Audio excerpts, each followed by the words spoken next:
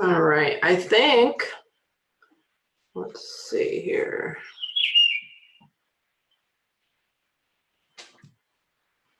All right.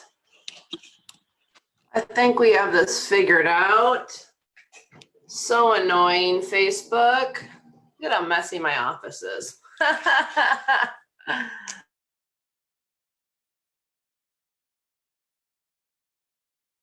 right, come on. There we go.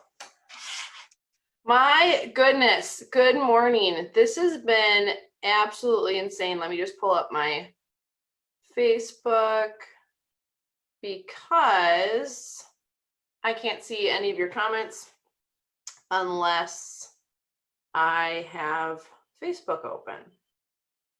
All right, let's see if we can figure this out. Okay.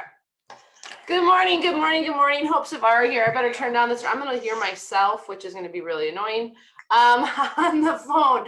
Good morning. It's a little late this morning because technology just keeps on changing and I don't like it. I don't like that it keeps on changing. Let me turn my light on here. I think I got one thing figured out and all down, and I'm all technology savvy with myself. And then like Facebook is like, we've updated our version of streaming. Would you like to use it? And I'm thinking, sure, let's use it. How hard could it be? Oh my God, like seriously. Then my camera's not connected, and those little things just stress you out in life, don't they? So I was like, if I tinker with this anymore, 20 minutes now have gone by. But here we are. We figured it out. Actually, I figured it out. It's all good. Good morning. It's Thursday, June 4th. I can't believe it's June already. Good morning, Kenneth. How are you? Hey, Angela. Hey, Mary, Annie. It's good to see you guys. I'm excited to be here this morning for a number of reasons, but most importantly, it's showing up for all of you is also in sense kind of showing up for myself. And I haven't been in a rut lately, but I find that my mind has been slowly kind of navigating over, like, I'm so sorry, look at how awful, like my calendar's on the floor, I got papers. I clearly did not realize like where my camera was pointing. Anyways, I find that my mind slowly wanders over here into the land of no return. And I don't notice it initially. And then all of a sudden, I'm cranky, I'm moody, I'm bitchy. I'm not seeing things the way I want to see them. I don't feel like things are going my way. Maybe you can relate. Maybe you have found yourself in that rabbit hole of no return. And I got to be honest, it's a really hard rabbit hole to get out of. Maybe you're there right now. Maybe you've noticed that you've been there. And there's a lot of self-righteousness that goes on in that rabbit hole. There's a lot of you don't understand my situation that goes on in that rabbit hole. There's a lot of, maybe not verbally, but I'm better than you that goes on in that rabbit hole. And it's just not good. It's just not good. And so when I find myself going down that rabbit hole in any capacity, what I've noticed is I better have a plan. I better have a plan because that rabbit hole is stressful, is anxiety ridden, is lonely, is dark, is not a place where any of us need to hang out. I don't know what your rabbit hole looks like, where your mind goes that's not so great. But I'm a pretty good handler of stress. Like my stress level, I can handle quite a bit of stress and just kind of keep going. And I've really recognized through this pandemic, through my kids being home 24/7, through job changes, work stress, just you name it. Like we all have that laundry list of stuff. I've really recognized that veering off the course is dangerous for us all. Not like I'm dangerous for you, but we have to catch those triggers. We have to know what those triggers are in order to do something about them.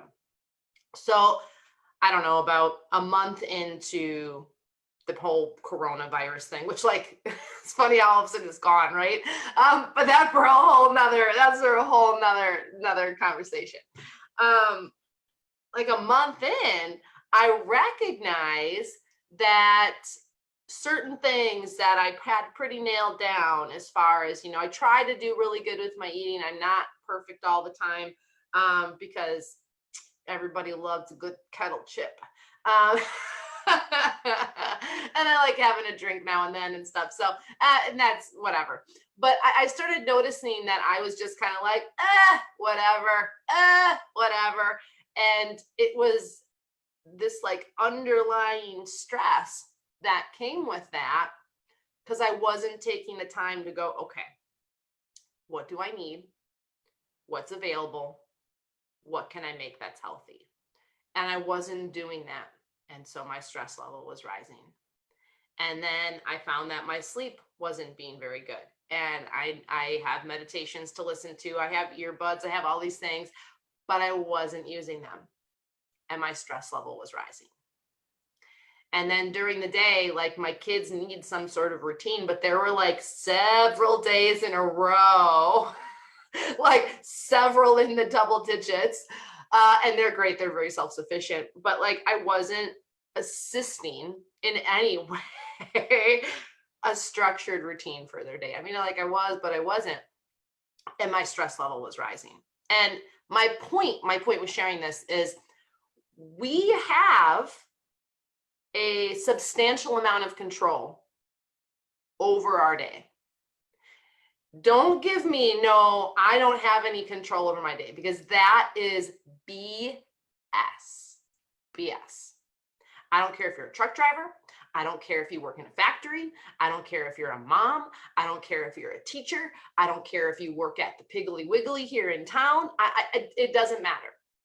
We do have some level of control over our day. And when we relinquish all of that control to somebody else, everybody else, the world, the universe, anything but ourselves, it is only a matter of time before our stress level rises and rises and rises and rises, and we feel like there's no hope for us. And I have a history of anxiety and depression and addiction. And so like, I mean, I got a big closet I take everywhere with me all the time. So I got to check myself fairly regularly. And I don't hide that. I'm not ashamed of that. It's just a reality that I need to pay attention to. Maybe you're in the same boat as I am. I know many of you are trying to or have quit smoking. There's many, many factors into a lot of different things. So I have to pay attention to that. And what I recognized a month or so ago was that there were many things that are within my grasp, within my control, that I could do something about, but I was choosing not to. I believe we get comfortable with our uncomfortableness at times. I believe that we become compliant with the terms in which we've chosen. And I believe that there are times in our lives where we're just like, what's the point? I mean, that's why I had an addiction for nearly 15 years, because I wanted to get better, but I was like, why? What's the point? Why try? And we have to mentally, when we're thinking about stress, when we're thinking about, because everything leads back to stress. Isn't like 99% of all dis-ease is related to stress. We can do things to help ourselves. But the number one thing, listen to me. I'm looking at my camera because I'm looking at you. The number one thing we first and foremost have to do, and you can do this today, actually right now, this very moment, You have to make a decision that you want to do something about your stress, about your unhappiness, about your frustration, about your anger, about your disappointment, whatever it is, and then do it. See, the language in my head for many, many, many years was like, I want to get better, but it's hard. I want to get better, but you don't know what it's like to live my life. I want to get better, but I'll do it tomorrow. I want to get better, but my situation is so unique.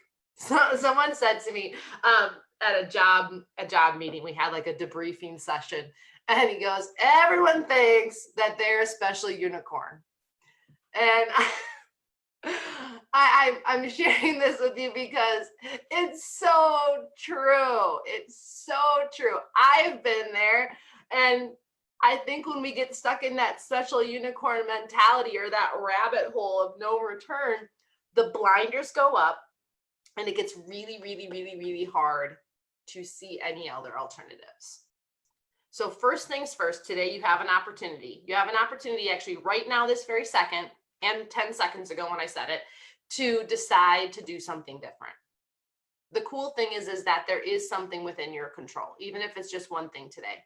So if you feel like getting healthy food is not within your control, well then within the limited options you have, if you've ever heard me speak on eating before, at GATS last year, if you were there, we talked about good, better, best. What's a good choice? What's a better choice? What's the best choice? Sometimes you don't have the best choice option. So is there a better one, or is at least there a good one? Instead of just throwing in the towel and saying, well, might as well have that double cheeseburger and throw on some fries while you're at it and a Mountain Dew, because there is nothing. What can we do today? And when we start to make those choices, even though they're hard, they're not impossible and they are available. When we start to make those choices, our stress level goes down. We start to pull ourselves out of the rabbit hole. I remove my blinders of thinking I'm this incredibly special unicorn, which I'm not. And I mean, we're all different. We all have talents. Like, that's not what I'm saying. What I'm saying is that we use those types of things to hold ourselves captive where we are.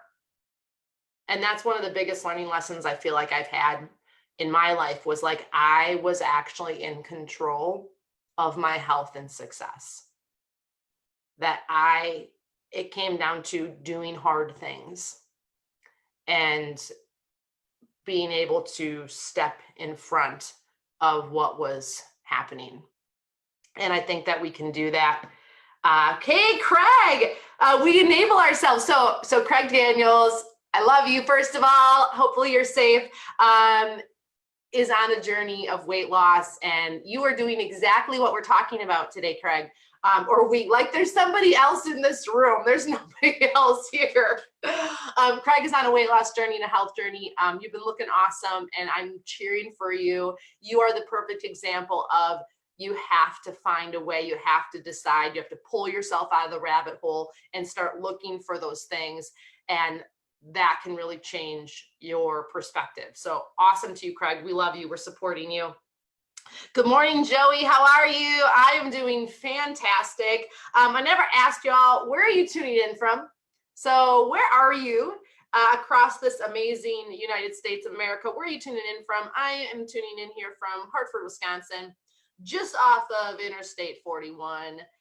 So you can always let me know if you're in my area, and I'd love to take you out to lunch and talk to you. But we're talking about stress today. We're talking about being a special unicorn. We're talking about getting out of the rabbit hole of no return, and how it is that we can do that. And it starts up here. It starts in our mind. It starts with what we decide, the things that we tell ourselves, the lies that we tell ourselves, the truths that we tell ourselves, and how to start turning that around. And the good news is that you can start right now. So I want you to tell me, you don't have to tell me. If you want to drop it in the chat, you can. You don't have to tell me. But what is a lie that you tell yourself? What is a lie that you tell yourself every single day to keep yourself stuck? To keep yourself stuck. In business, I found that one of the things I would tell myself was, it's really complicated.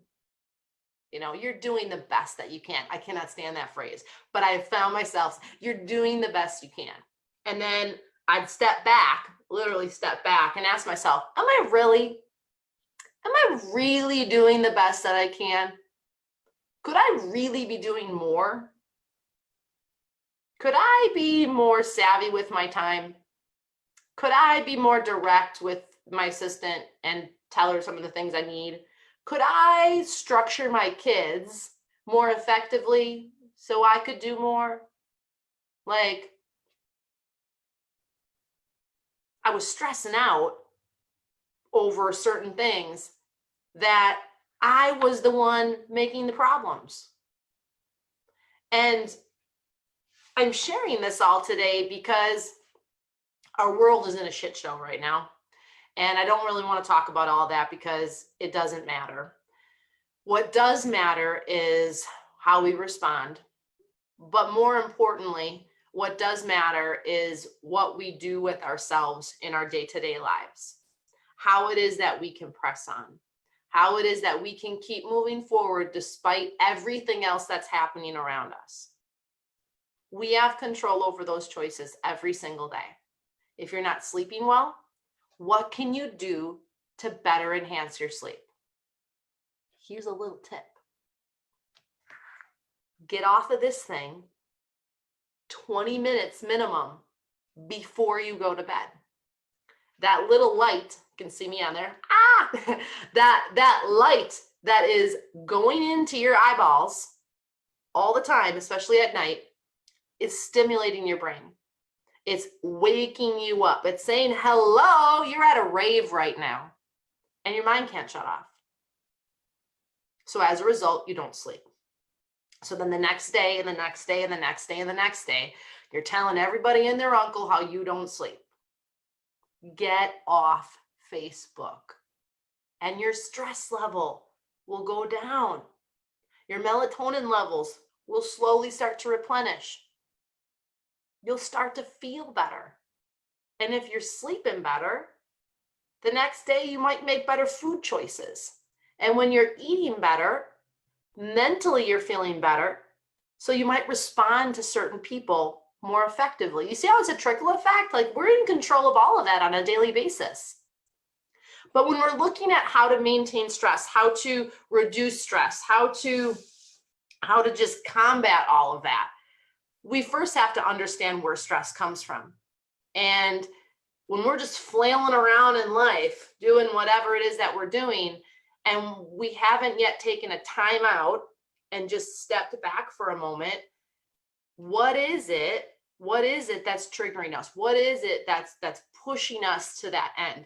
For me, it's like I have to be active every single day because then my anxiety level gets really high. I have to practice yoga. I have to go to the gym. I have to go for a walk. I have to do something physical every single day, or my anxiety level just like starts to take over. I actually feel like crawling in my skin.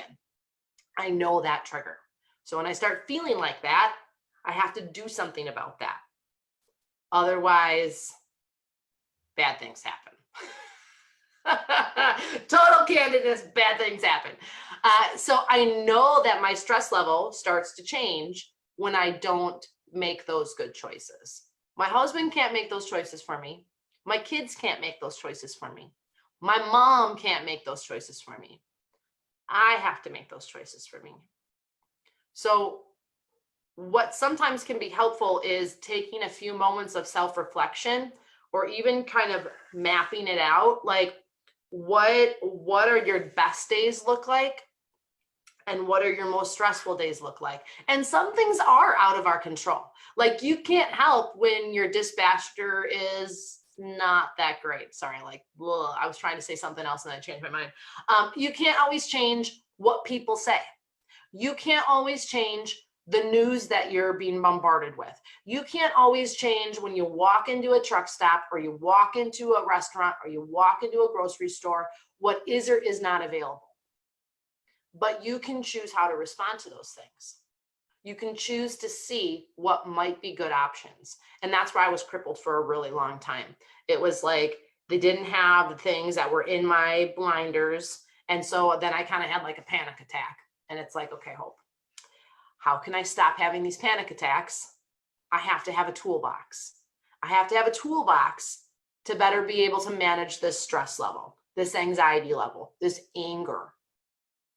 Anger is here's a little teaching tip for you. Anger is a surface emotion for hurt and sadness.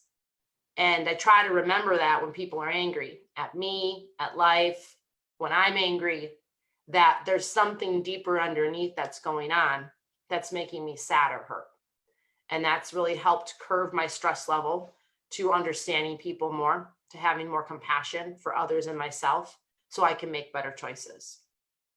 But when we think about how trying to stop or reduce stress, we first have to make sure we're aware of our situation. So what is actually going on? We can't change anything that we're not aware of. I mean, point blank. You can't change something that you're first not aware of. So if your reality now is you're realizing now for the first time, it's like, I want to lose weight, or I need to better my sleep, or I want to improve my relationship with my kids, or I want to, whatever it is, like anything, make more money, have better hours, whatever it is, we can't change something that we're first not aware of. So creating that awareness, giving yourself permission and time to say, what is actually going on? And it's a scary thing. Like, I'm not going to lie. Like, it can be a scary thing to actually see what's going on, because I can only speak from myself's experience and working with other people over the last 20 plus years, but we often tell ourselves lies to protect ourselves so that we don't have to face that reality, or so that we don't have to be disappointed or let down or try or whatever it is. But we can't get over that mountain until we first know what that mountain is. So when I realized that not having some sort of level of physical activity every day was triggering me anxiety, stress, eating unhealthy foods, being angry with my kids, whatever it was, I had to make it a precedent to every single day do that. And what I realized was no one was going to give me that time. I had to take that time. So it means getting up earlier. It means staying up a little bit later, meaning like once my kids go to bed, or it's etching out time within the day and saying, hey, I'm going to do X.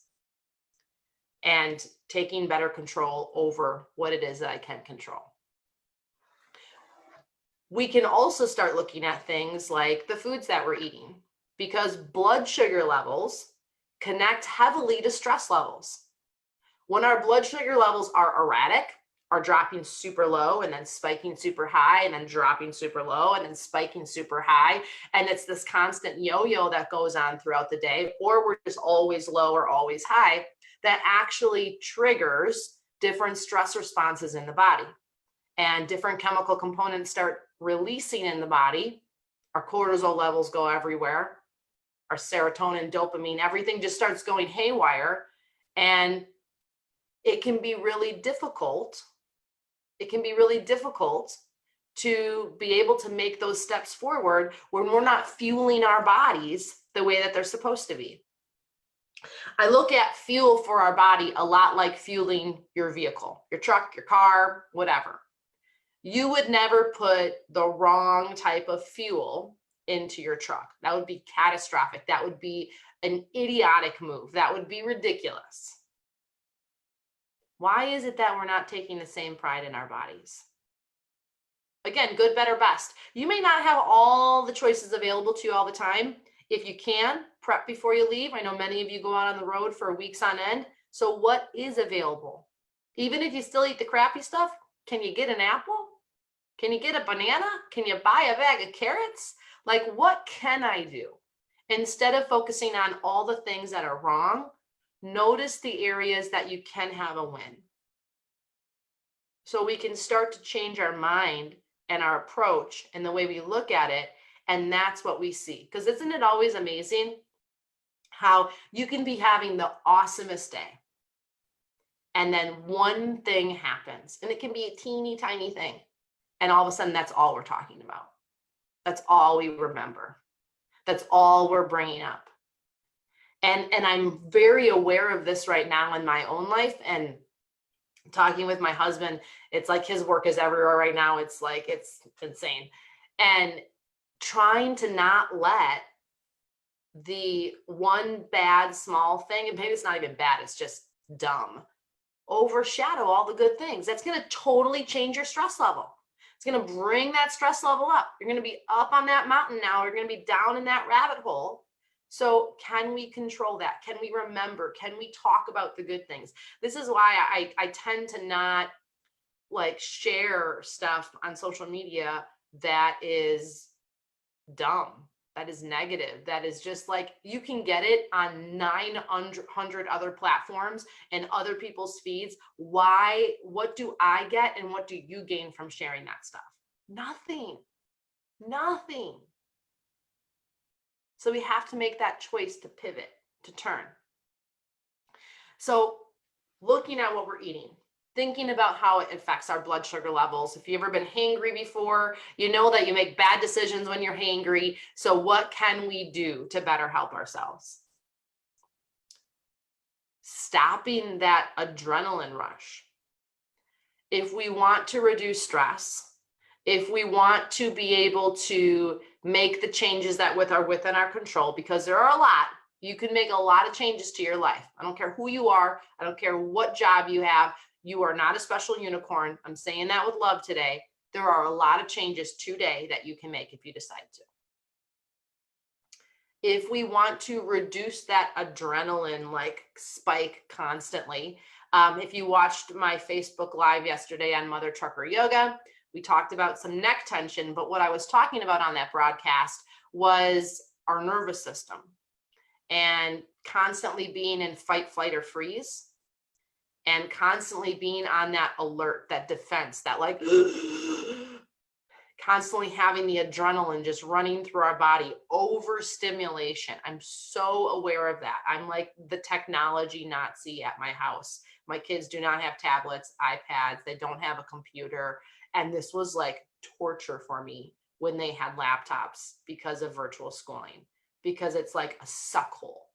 And the adrenaline levels just constantly are coming up, overstimulation. So how can you reduce that? What is something that you can do right now to reduce that costs you nothing? Breathe. And so many people, I've worked with thousands of people over the last 20 years when it comes to yoga and mindfulness and things like that. And I was the first person in my life to recognize this. I didn't know how to breathe properly. I didn't. I had no idea how to breathe properly. I went to my first training in Colorado and it was a month long. And the teacher was like, Hope, like you're breathing backwards. I'm like, how can you be breathing backwards? I was inhaling when I should have been exhaling. I was exhaling when I should have been inhaling. I was a shallow breather. I didn't realize that most people breathe with a less than 18% of their lung capacity. That's like what I call clavicle breathing. So you're breathing to here instead of all the way down into your belly. So it's no wonder that we're stressed, that we're anxious, that we have digestive problems, that we have asthma, that we're lightheaded, we're short of breath, we're not sleeping, we react angrily and quickly. Breathing is like the gateway drug to the rest of the body. So if anything you can do when you feel that stress rising, when you feel yourself going down that rabbit hole, can you call a timeout and step back and take a deep breath?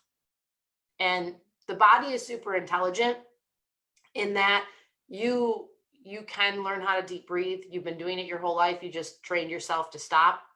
And like you never say to a baby, okay, take a deep breath. But if you watch a baby, when they breathe, they're like, like their whole body inflates. It's pretty cool to watch. But if you're going to deep breathe, I mean, you got time on your hands while you're driving, so you can do this. When you sit tall, get your lungs off of your collapsing. You want to sit up tall. So when you inhale, your belly should expand. It should go out, away from you. And when you breathe out or exhale, your belly should contract and come in towards you. It's like blowing up a balloon. When you inhale, your belly's going to get big like a balloon. Inflate yourself. So we have 6 lobes to the lungs. Like you can move around your whole chest, your whole body. And then exhale, try to get all that air out. It's an exchange. So we can only take as much air in as we push out. So if you're not exhaling enough, there's no more room for an inhale to come in. And when we breathe, okay, remember, most of us are shallow breathers. When we breathe, we increase our metabolism. We increase serotonin and dopamine to the brain. We reduce cortisol levels, okay, that's stress hormone. We reduce those. We balance blood sugar. We increase our metabolism. We oxygenate our body. Like I could go on and on and on and on and on. This is why I'm such a firm believer in the practices of yoga and meditation and breathing, because they're free, they're simple, they're easy. You can do them anywhere, and they're directly targeted to your body. So what if we just took a breath?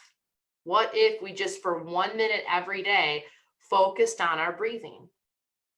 Imagine how much better we would feel. So I've got this under control. Nice. So what if we're going to do a little breathing check-in here, a test, okay? So you're going to check yourself and see if you're stressed or not, okay? Awesome little test. So you're going to inhale. Let's just exhale completely actually first. So just breathe out. All right. So now inhale through your nose for 4 counts. So inhale, here we go. 1, 2, 3, 4. Now hold your breath for 4, 3, 2, 1. Exhale through your mouth for 4 counts, 3 counts, 2 counts, 1 count. And now hold your breath again for 3, 2, 1. And then just kind of notice what happens after. So if after you did that, you kind of went, like you had to catch your breath again, you had to, you're probably at a higher stress level than what we want. If after you did that, you didn't have this, then you may be at a little bit better stress level than maybe some of us others.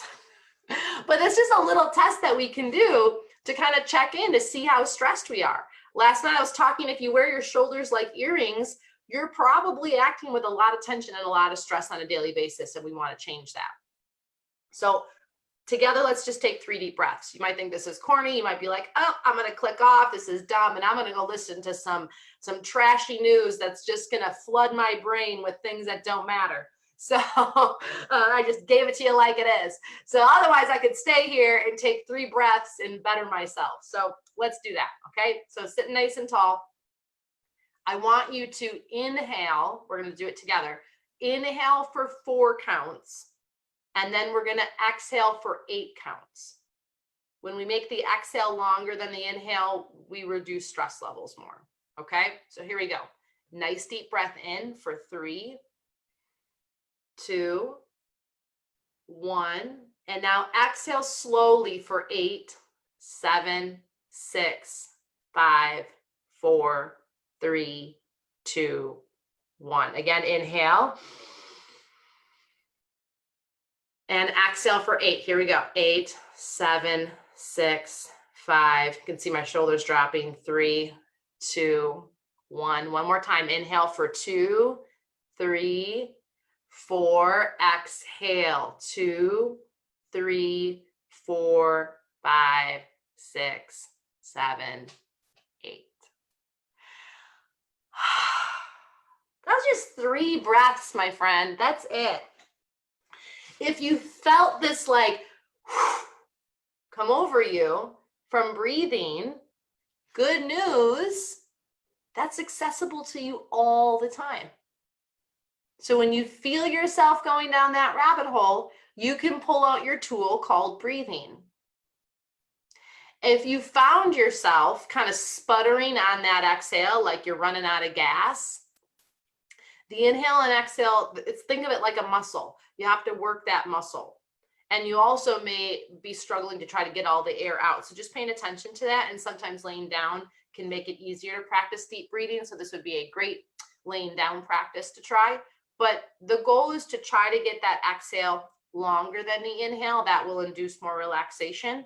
That will reduce more stress, reduce less stress. That makes no sense. Reduce more stress. So can you see yourself using breathing as an opportunity for you to take more control of your day and reduce more of the stress in your life? I'm a big fan. I'm a big believer in looking at what we can change in our lives instead of what we can't, looking at what we can control in our lives instead of what we can't, and seeing the opportunities that are available to us instead of seeing all the things that have been wronged against us. That's a choice. I choose to try to reduce stress, to not live in fear, to try to be happy every day. And I have to do the things necessary in order to make those things happen. You can do the same. Okay, so if we're looking to reduce stress, we can deep breathe. Okay, we can also make sure that we're getting enough sleep. I know this is a big factor. I know that many of you drivers struggle with sleep on a regular basis. I was talking about the phone. So getting off of your phone at least 20 minutes before you go to bed, so that blue light is not going into you and telling your brain to turn back on again. And I know that's a bad habit because you're alone and it's like, what else do you do? My husband is always like that. I'm like, turn off this stupid thing. And so can you get off your phone and instead listen to an audio, or listen to a guided meditation or music, or read, or whatever it is, or talk on the phone and don't look at it? Like, what can you do to help your brain start to turn off? And that's something that's within your control. If you're complaining that sleep is an issue, are you really doing everything you can to gain more control over your sleep? You got to answer that question. I got a few more here. So another one is building in the time to make the better choices. This might be something as simple as when you go into the truck stop, mentally be ready to say, okay, I have to find where they have something healthy first. Like, it's there. I know there's sometimes not a whole lot of options. Sometimes it's like one container of some cut up fresh fruit, but that's better than nothing, right? When my kids were small and we go into Walmart or go into the grocery store and I didn't want them to be little hellions, I had to prep them before we got out of the car. And I'd be like, listen, you're not going to touch anything. You're going to be respectful. You're going to keep your hands to yourself. You're not getting any treats today. We're going in and shopping and we're leaving.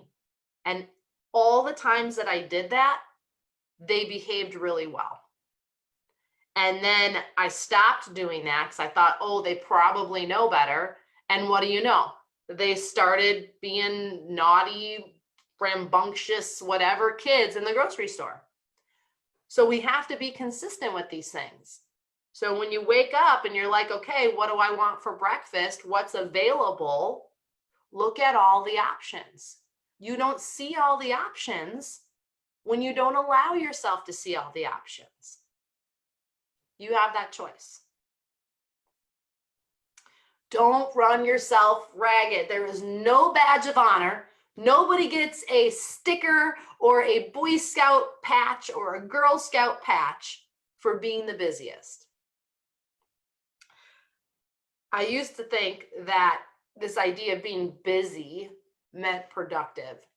And then I did like an eval of my work day and my life. And what I recognized was there was a lot of busy time that was actually causing more stress and not doing much, versus if I tried to be a little bit more strategic on how I spent my time. It's like when people tell me they have no time for exercise, but yet then they have time for Facebook and Netflix and ice cream and doing other random things that don't do anything. You have the time. that you make time for? So where is it and how is it that you can schedule a little bit more of your day? How is it that you can reduce this raggedness, this like everywhere, this busy work, so that you can be more strategic about how your day ends up? These are all things that you can control. These are all things that you can do today. Like, you don't need anybody else to do this. You don't need a new job to do these things. You don't need more hours in the day to do these things. You don't need a prescription to do these things. Like, you can do any of these things starting today, starting right now, not tomorrow, right now. Can we get out and go for a walk every day? Can we get our bodies moving? So we're not a lion where we sleep 16 out of the 24 hours a day. And then when we are awake, we're like running 50 miles an hour to pounce on our prey. Like, our bodies are not made like that. Our bodies are actually designed to move. And there's research behind this, where our culture in the last decade plus is moving less than ever before. And don't you find it interesting that coupled with that is we are more stressed than ever before? Suicide rates are up. More and more people are on antidepressants and on other medications. I can't help but see the connection between being sedentary and having all of these other problems. Because when we get out and move, even if it's just walking, like I'm only time I run is when a bear is chasing me, like, and a bear doesn't chase me very often. But getting out and walking is so incredibly healthy for your body. You're moving your muscles, you're oxygenating your body. It improves your metabolism. It aids digestion. That's why there's the saying of the after dinner walk. Like, hello, it's going to help boost endorphins and serotonin to the brain. It's going to help balance off cortisol levels. It reduces fatigue. Like, there's so many benefits to it. So don't give me no nothing that you can't exercise because you got 2 legs. And if you don't got 2 legs, okay, then you're exempt from it. But there are other things that you can do. So I want to encourage you. I want to encourage you today to get out and go for a walk. Bonus, you could get out and go for a walk, even if it's just laps around your truck, and practice deep breathing. It's like 2 checks. Now you might get a badge from me if you do that. All right, I got one last one here, and we're gonna round out talking about stress today, and that's with gratitude. What can you be grateful for every day? So every single night, because now I don't work every single night teaching yoga anymore, so I'm actually home, which is kind of cool. I have 3 kids, and my husband is usually home unless he's traveling or I'm traveling. But every single night, when we put our kids to bed, we say our prayers. We actually do a family prayer. And then we go around and we pray for somebody else. We offer gratitude for other people, other situations. And it is amazing. I have a 5-year-old, a 9-year-old, and an 11-year-old. It is amazing what their brains can come up with to be grateful for, who to pray for, who's struggling. My husband and I don't judge or decide what they say, but after we go around and we all have to say something. And ending the night, seeing that gratitude and sharing that gratitude really puts everybody in a perspective that is a little bit different than if the day maybe wasn't going great, or maybe I yelled at one of them because they were doing stuff they shouldn't be doing, or I was stressed out. It's like a reset. It's like a pause in that moment where we pull ourselves out of our shit, of our stuff, of our hole, and we go, what can we be grateful for? An attitude of gratitude will always bear more fruit than an attitude without one. And again, offering gratitude towards those people in your lives, those situations in your lives, those opportunities in your lives, even if they're super small, can really change how it is that you interact in your life. So can you find time every day to show gratitude, whether it's to someone else, verbally, physically, in the moment, or it's at the end of the night where you just remember.